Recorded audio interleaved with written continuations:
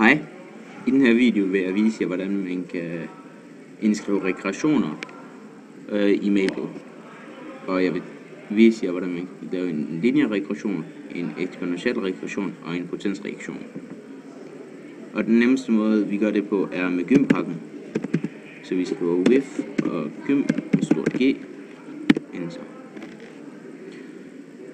Det første, man gør, når man skal lave en regression, er at skrive alle sine værdier op og definere dem. Så vi skriver x-værdierne først, definerer dem, så vi skriver x, parentes, ikke parentes, men kolon li, og så en kantet parentes. Og så skriver vi bare vores værdier, lad os sige 1, 2, 3, 4, 6. Og der skal være komma imellem alle dine værdier.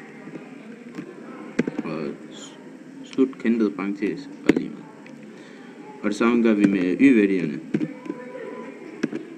Så definerer vi dem, kantet parentes. Lad os sige 2,5, 3,4, 5,6, 7,8, 10,1 og 13,1. Og når du skriver kommatal i Maple, så skal det være med punktum i stedet for komma. Og så lige med.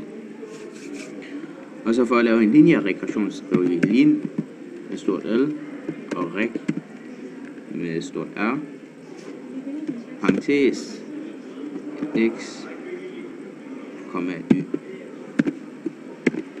Da vi allerede har defineret x og y. Og så trykker vi bare enter, og så får vi den her lineær regression.